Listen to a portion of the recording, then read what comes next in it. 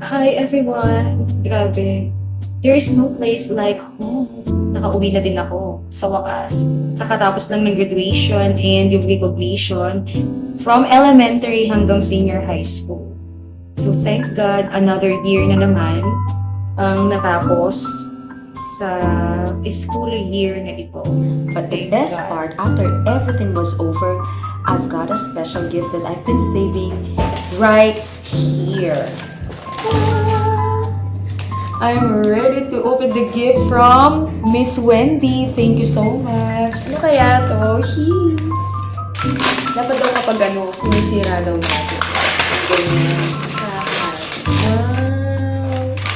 It's a frame! May binigay pa siya. Dapat pala kinain natin to kanina. Namiss ko yung nagchichikahan tayo tapos kumakain. Saan ba kasi si Ma'am Aiko? At dahil dyan, kain tayo.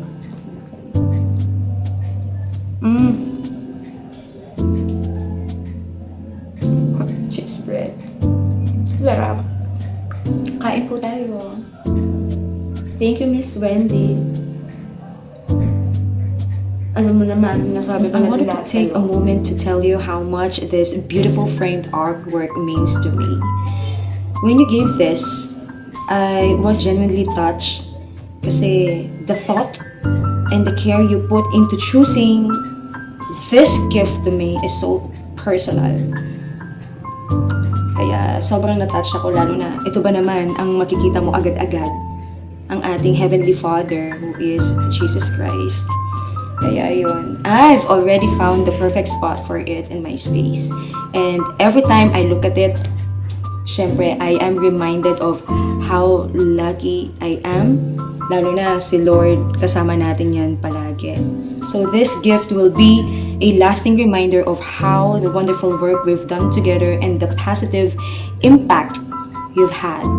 So I can't wait to see all the amazing things you will accomplish, Ma'am Wendy. Aabangan ko yan. Thank you so much for this. Meron siyang messages sa akin. Babasahin ko ha. Dear Ma'am Jess.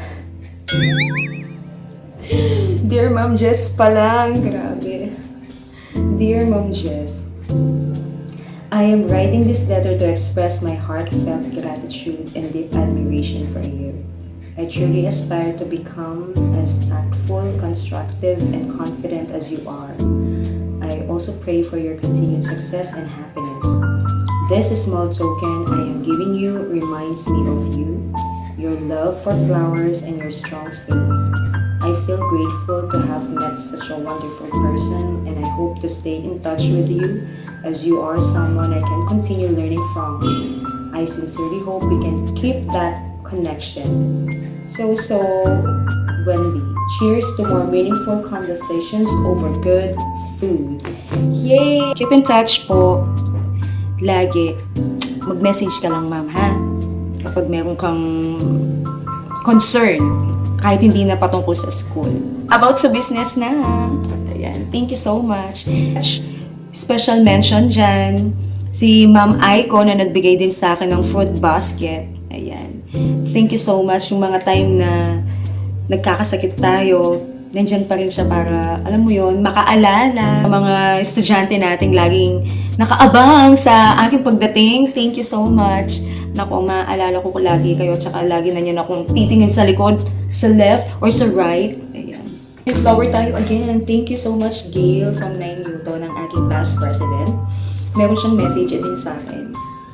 And yung message niya is, Ma'am Jess, I just want to express my heartfelt thanks for being my advisor.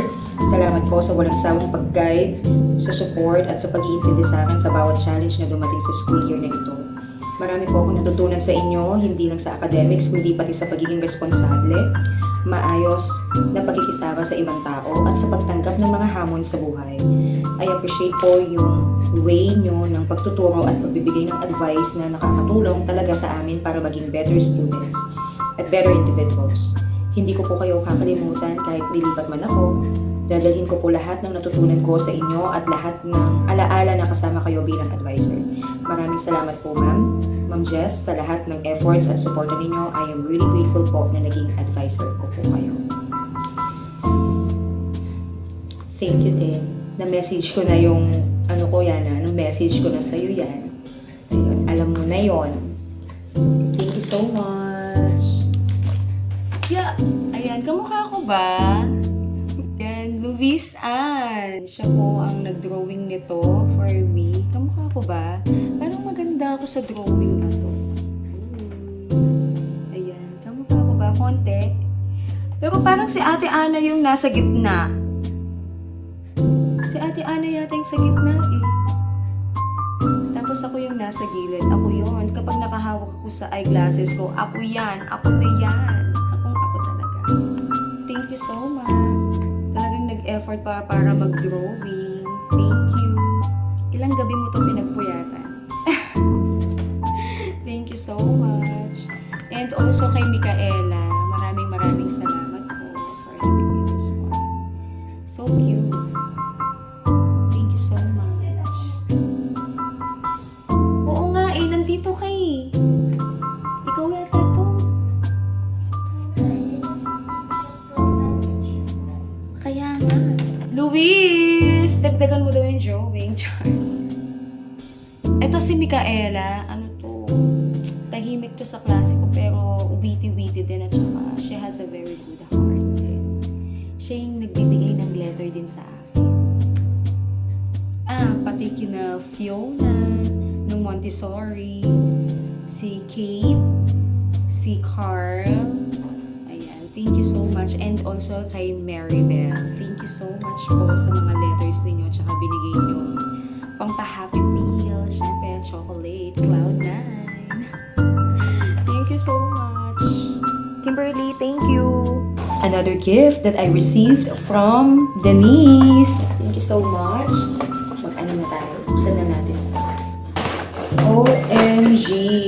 I have a very nice cup again. May pangalawang gift mo na sa akin to ng cup, Denise, ha? Dagdag na naman to sa aking susuot. Thank you so much. Ang ganda. Pretty. Like us. In and out. Wait. Meron pa siyang binigay. Thank you so much, Denise. Meron tayong Ultra Color Avon lipstick. So we had a red Supreme.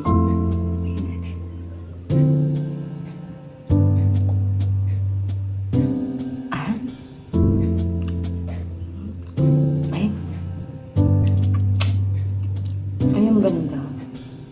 Nakaka-sexy. Ay, ang ganda. Thank you so much. Oh, message ni Denise sa akin. Thank you so much po, Ma'am Jess. I'm happy na nakasama ko po kayo sa buong school year na ito. I am so grateful to have you as our advisor po. Madami po akong natutunan sa iyo sa pagiging disente, mabuti, pati po yung manners, pati po yung strong personality mo po. Gustong gusto ko pong ma-adapt yun. Thank you for guiding us po. Also for teaching us. Not a goodbye po, but instead, see you around po. And I really appreciate you. Gusto ko po maging strong like you, smart, disiplinado. Lahat. Like what I've said po nung Teacher's Day sa letter ko po sa'yo. Ma'am Jess, idol kita. Wow! Kahit pa paano naman pala, may nai-inspire ako ng estudyante kahit na nagiging ano na ako, Maleficent. Ayun. Thank you so much po for appreciating me for who I am. Not just a teacher, pero yung kung sino talaga ako. Thank you so much. Speechless ako. O, shout out tayo dyan kay Maylene at saka kay Macy. Anong Chika Macy? Chika Macy! Pasok! Ayan. Sino pa ba? Si Denise, si Savannah. Ayan. Si Savannah na tahimik yan pero witty rin yan. Princess Miklat.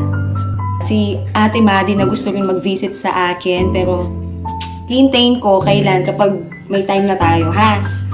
Ayun, si Gail, thank you so much. Nag-visit pala sa akin si Shana. Thank you so much, Shana, for visiting me last time sa Santo Domingo Integrated School. Let us not forget the theme of the end of school year rights 2025-2026. Filipino graduates, prepare to lead with competence and character. Wag na wag natin kakalimutan yan, yung dalawang C na yan, competence and character. Kaya lagi ko sinasabi o tinatanong sa aking mga estudyante, bakit sila pumupunta sa eskwelahan? Why they go to school? And I always tell them that they have to develop their character, which is number one for me. And next to that is their confidence. Kaya sa mga estudyante kong nanonood dyan, alam ko matalino kayo, pero dapat ang character huwag kakalimutan. Meron tayong mabuting pagkatao. Ayan. Maraming salamat po. Till then.